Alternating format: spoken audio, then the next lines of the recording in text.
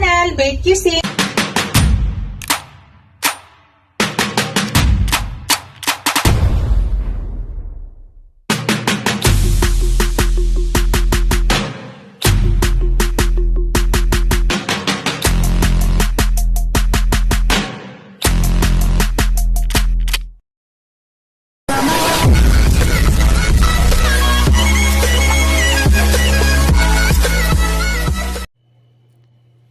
Hello guys! To this video guys ay magluluto ako ng garlic buttered shrimp. Ayan po yung ating shrimp guys. Ang ginawa ko lang, nilinis ko po yan. Binutas ko po yung gitna. Hindi ko na ni-remove yung shell niya guys. So, ipakita ko sa inyo guys yung mga ingredients na aking gagamitin. Yan, gagamit ako ng butter. Gagamit ako ng garlic. Gagamit ako ng sparkling soda, ground black pepper. Gagamit din ako mamaya ng oil. Gagamit din ako ng vinegar, hot sauce, soy sauce, at saka gagamit din ako ng kunting ketchup mamaya, at saka oyster sauce. Yun lahat guys, yung mga ingredients na aking gagamitin para sa aking garlic butter shrimp. Umpisa na natin guys sa pagluto. Hello guys! Umpisa na natin sa pagluto guys. Unang ginawa ko, maglalagay ako ng konting oil. Konti lang guys. Ipa-fried ko muna bahagya yung ating shrimp. Bago tayo mag-umpisa sa pagluto ng ating garlic butter shrimp.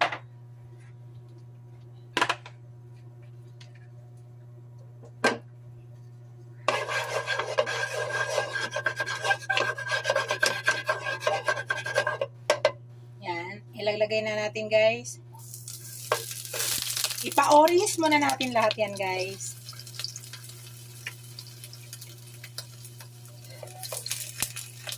Konting oil lang po ha.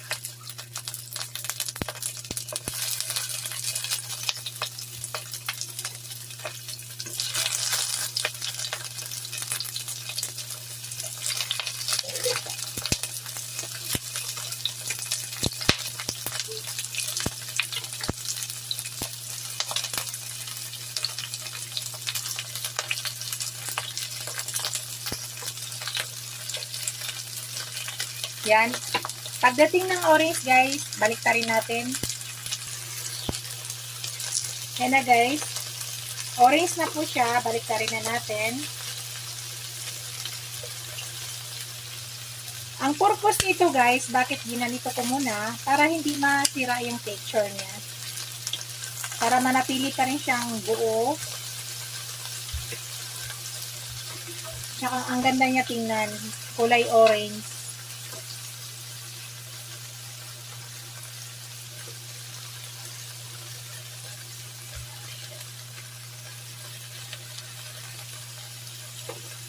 Yan. Hintayin ulit natin guys.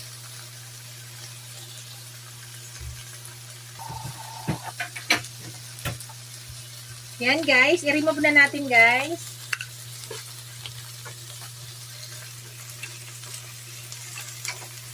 I-sit aside natin. Tapos yung iba na naman.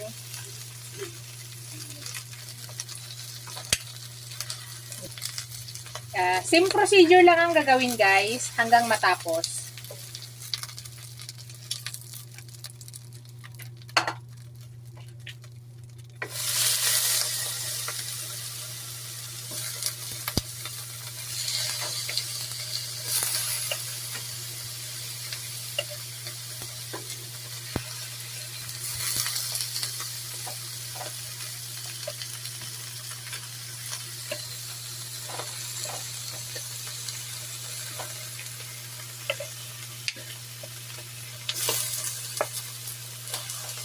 Kasyahin ko na lahat guys para wala na. Yan. Hintayin na ulit natin maging orange guys. Tapos baliktarin natin. Yan guys. Baliktarin na ulit natin guys. Pinapa-orange lang natin. Nakita nyo guys, ang ganda ng picture niya. Ganyan po ako guys pag magluto ako ng shrimp. Ay ginaganito ko talaga muna bago ako nagpo-proceed kung ano man yung flavor na gagawin ko.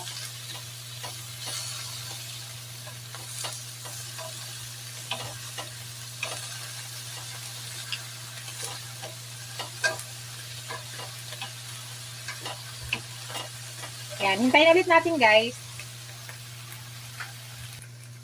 Yan guys, i-remove ko na siya guys. Okay. Ayan na po guys ang ating kulay niyan. Yan guys, maglagay na ako ng butter. Umpisa na natin ang pagluto ng ating garlic butter shrimp. Yan. Nasa inyo guys ha, kung ano kadami yung oil yung ilalagay nyo. Sa amin kasi mas gusto namin na medyo dagdagan ng butter. Pwede kayo mag-add ng olive oil. Pero ito mayroon ng oil kaunti guys eh. So hindi na ako maglagay dyan. So yung pinaglutuan natin guys, kasi andyan lahat ang lasa, yun din ang paglulutuan ko ng ating garlic butter shrimps. Andyan ang lasa lahat guys eh. So hindi natin palitan ng ating pan. Yun pa rin ang gagamitin natin. Andyan na lahat ang lasa. Yan, ilagay ko na ang aking garlic.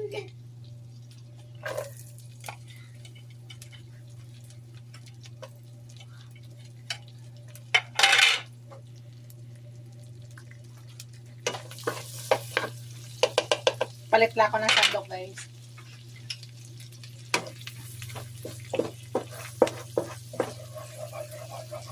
Nakita nyo guys ang pag-slice ng garlic. Ganyan lang. Hindi namin siya nililiit. Para masarap mamaya pag kinain natin ay nakikita natin mismo yung garlic. Kasi pag niliit yan, hindi na natin mamaya nakikita. Mas mahilig kasi kami sa garlic guys. Masarap kasi kainin pag ganyang medyo malaki ang pagka-slice.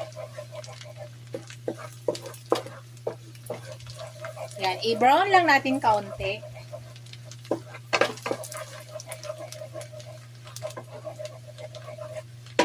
Tapos, yan, okay na guys. Ilagay ko na ang ibalik ulit yung ating shrimps.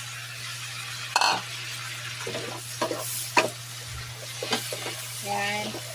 Imimix lang natin maigi guys. Igigisa ko lang muna maigi hanggang mag-absorb. Yan, hayaan lang muna natin guys. Yan. Ipa-absorb muna natin yung ating garlic dyan guys. At saka yung butter. Kailangan ma-absorb maigi dyan sa ating shrimp. So, igisa lang muna natin. Ang ganda ng texture niya guys, no? That's why ang ginagawa ko, pina-fried ko muna, pinapa-orange bago ko siya niluluto kahit anong klaseng luto. Yun muna ang inuumpisa ko guys. Ay pina-fried ko muna yung ating shrimp. So hintayin muna natin yan guys. Pa-absorb lang muna natin. Ngayon guys, maglagay na ako ng sparkling soda. Ilagay na natin. Ilagay ko na lahat ng panglasa guys. Yan, maglagay na ako ng kaunting soy sauce. Nakakaiba guys to ha. Instead, ang ilagay ko ay patis. Soy sauce ang ilalagay ko. Konti lang. Yan, para matwist lang yung lasa. Yan, maglagay na rin ako ng konting vinegar. Konti lang guys.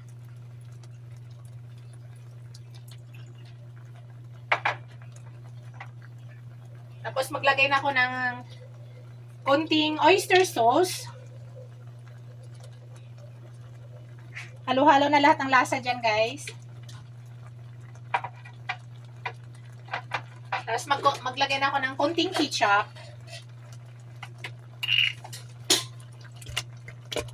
Yan, konti lang guys. At saka hot sauce. It's up to you guys kung anong karami ang ilalagay nyong hot sauce. Kung gusto nyo medyo maanghang, damihan nyo. Pero kung gusto nyo tama lang, tama lang din ilagay nyo. Tapos maglagay na ako ng ground black pepper. Halo-halo na lahat guys.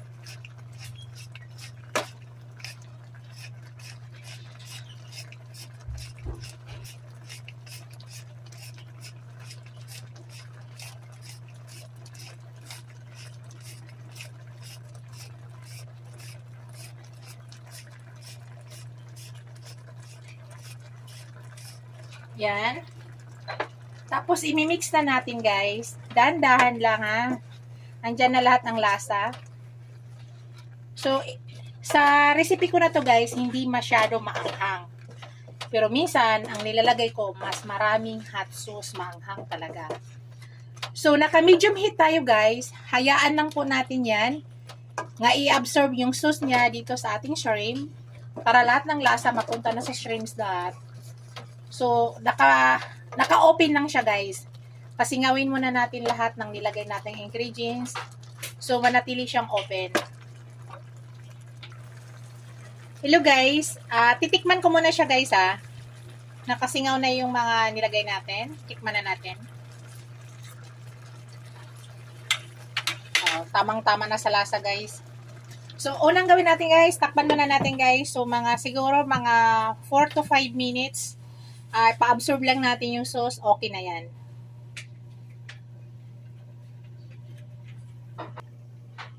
Hello guys, tingnan na natin guys.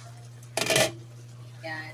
Yan na po yung itsura niya guys. Na-absorb na po yung sauce niya sa ating butter.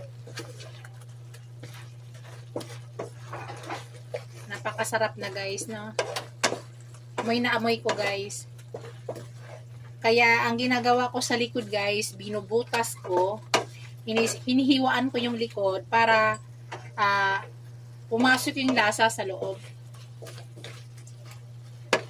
So, wait lang natin ng 1 minute, guys. Tapos na tayo. 1 minute na lang. I-shout out ko pala ang aking mga members, ang aking mga subscribers, ang aking mga super chatters, ang aking mga viewers. Maraming salamat sa inyo guys sa walang sawang suporta sa aking channel. Thank you so much. Shout out ko din pala ang aking mahal na asawa na sa Yambo. I love you daddy. Ingat ka lagi dyan. I miss you. Yan guys. Luto na yan guys. Pinatay ko na yung ating apoy. Yan. Yan yung ating finished product guys. Napakasarap guys. Napakabango. Ito na ang ating garlic butter shrimp. Thank you for watching guys. Don't forget to like, comment, and subscribe to my channel. Bye guys. See you in my next video. Bye.